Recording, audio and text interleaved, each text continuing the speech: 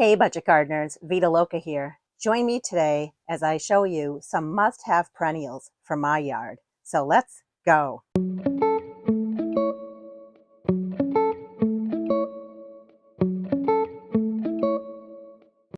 If you've been watching my YouTube channel for any length of time, you know that I really try to garden on a budget. I'm always looking for deals, be it on Facebook Marketplace or on the clearance racks at various stores. I also really love propagating plants, be it through seed, division, or cuttings. However, sometimes you just can't get a plant on the clearance rack or grow it by seed. I thought it would be fun to make this video to go over a recent plant haul that I made where I just bought plants that I've been wanting for a number of years. And I'm so excited to have them. I can't wait to put them in my landscape. But before I put them in the landscape, I figured I'd go over them with you. And what I'll do is I'll just go over some basic information on the plant in case you're interested in it and want to add it to your own landscape. We're going to start with this plant here. This is the Evergold Japanese Sedge, which is part of the Carex family. I love it because it's an ornamental grass and it's not going to get very tall. It has gold striped leaves with coffee colored flowers that appear in the springtime. And this plant is hardy in zones 5 through 9. You can plant this in part sun to sun conditions. It doesn't get very tall, about 12 inches in height, and the water needs for it are average. And in case deer are a problem, it is a deer resistant plant. This plant here is a proven winner's plant, and look at the beautiful purple blossoms on it. This is the Serendipity Ornamental Onion. It has globe-like rosy purple flowers on top of an attractive blue foliage. This plant is hardy in zones 4 through 8. It prefers part sun to sun conditions. It has average water needs, and it gets to be about 15 to 20 inches in height. It's deer and rabbit resistant, and it attracts the bees and the butterflies. Can you see me through the leaves? Well, the leaves don't look great. This plant really likes to be moist, and it also likes to be in the shade. I had it in the sun. It got a little dry, but it definitely has new growth happening at the base, so I'm not too concerned. In case you're wondering what it is, it's called the umbrella plant. It has an unusual foliage that turns red in the fall, but in the spring, before the foliage emerges, it has clusters of pale pink to white flowers, which arise on the tall bare stems. It's hardy in a very small range, zones 5 through 7, and even though it's listed as performing in full sun, part sun, as well as shade, if you live in a very hot climate, it's definitely recommended that you plant this in a shady area. What I love about it is really the foliage. It gets to be very tall, about 3 to 5 feet in height. I think it's going to look wonderful towards the back of one of my shade gardens. The water needs are high. That's very, very important. I would not buy this plant if you have dry soil. You want to put it somewhere where it's almost like a boggy type of situation. And those pink flowers that you see in the springtime, those attract the butterflies. The next plant we're going to talk about is Astilbe Dark Side of the Moon. It's already done blooming. It bloomed in the springtime. It had a nice purple flower to it. But what I also like about this plant is it has a dark colored foliage to the plant. The foliage color is almost like a black color. It's beautiful. It's hardy in zones 4 through 9, and it does really well in part to full shade. In terms of height, it can get as tall as 20 to 22 inches.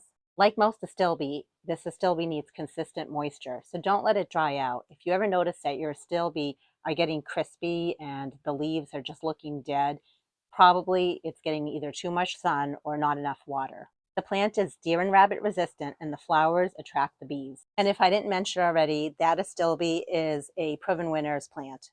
What we're looking at here is the Shadowland Autumn Frost Hosta by Proven Winners. This plant has rich frosty blue leaves that are whitely margined, bright yellow at first, then turn to a cream white color. And it has beautiful purple flowers to it. This hosta prefers part sun to shade conditions and is hardy in zones 3 through 9. Like a lot of hosta, it has average water needs. Do not let this fully dry out. And it grows to about 12 to 16 inches in height. I can't wait to add this to my main hosta garden. I think it's going to look really pretty in there. I promise you, this is a beautiful plant. I've had these plants for a few weeks. This one got dried out. It was in the sun. I've given it water. I've put it in the shade. After all, it is a shade-loving plant. You can see it's a fern. I need to add more ferns in my landscape, and this one was very striking to me. This fern is called the Red Lady Fern, or Lady in Red, or Lady Fern. It's noted for its bright red stems, which is exactly why I bought this plant. The tag said that this plant is hardy down to zones 5, When I searched on the internet, it said it was hardy in zones 3 through 8. So just keep that in mind. If you're in zones 3 or 4, maybe it might not be hardy. I'm not quite sure. I live in zone 5B, so I know this plant will be hardy here where I live. It thrives in part shade to shade conditions, and it gets nice and tall to about 36 inches in height. It's rabbit resistant, and it has average water needs. So I'm going to be planting this out in my shady part of my yard. It's going to be right next to drip irrigation, so it's going to do very well there. I love Astilbe. I can never have enough of it.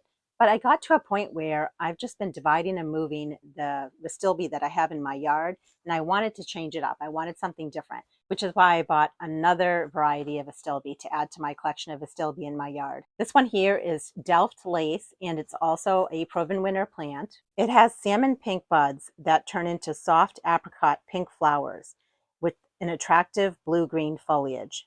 It's hardy in zones 4 through 9 and prefers part sun to sun conditions. So if you put this plant in like a full shade area, it will still have beautiful foliage, but it might have less blooms on it. It gets to be about 2 to 3 feet in height, so it's actually a pretty tall plant. So I'm going to keep that in mind when I'm putting this out in my landscape. The water needs are average, so if you're going to put this in full sun, make sure you're giving it plenty of water. It's deer and rabbit resistant, and the blossoms attract the bees.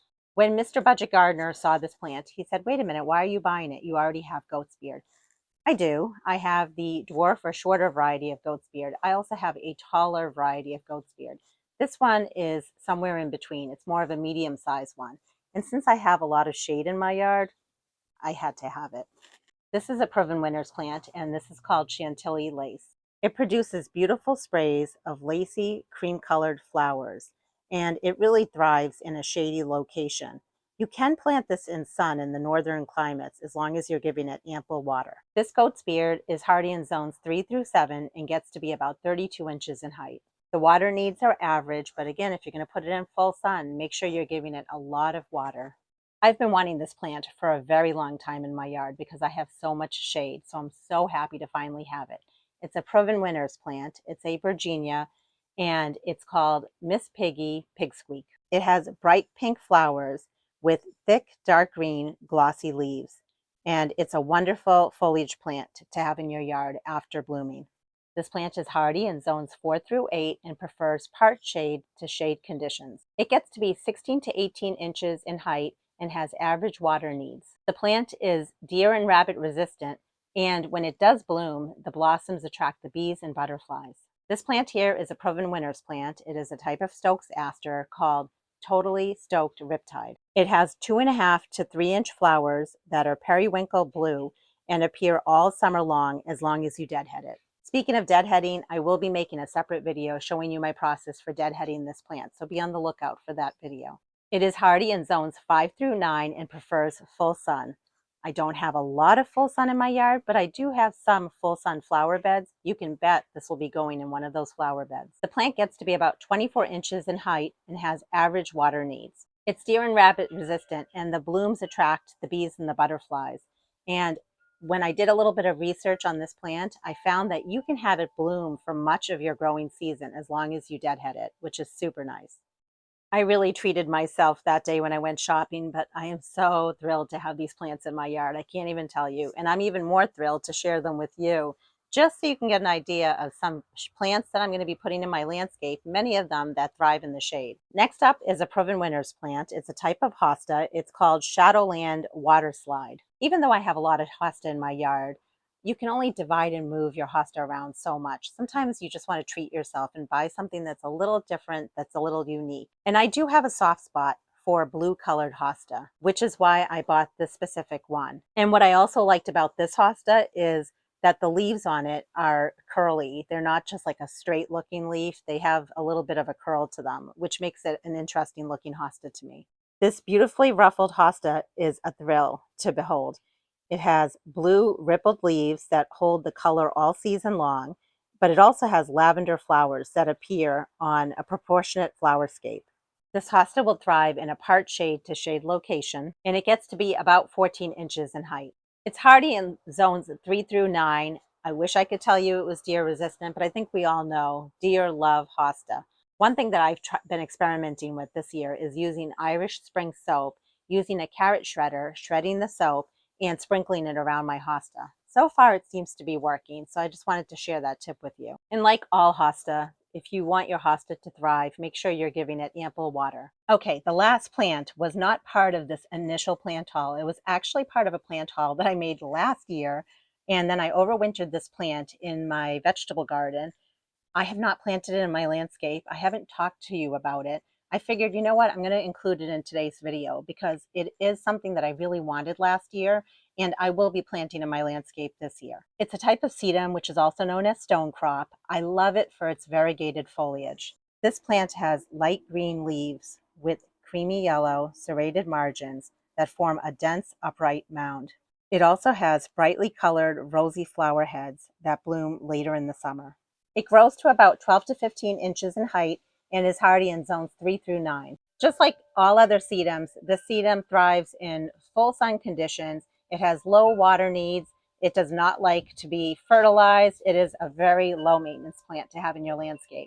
It attracts the bees and the butterflies, and this plant is rabbit resistant. And there you have it.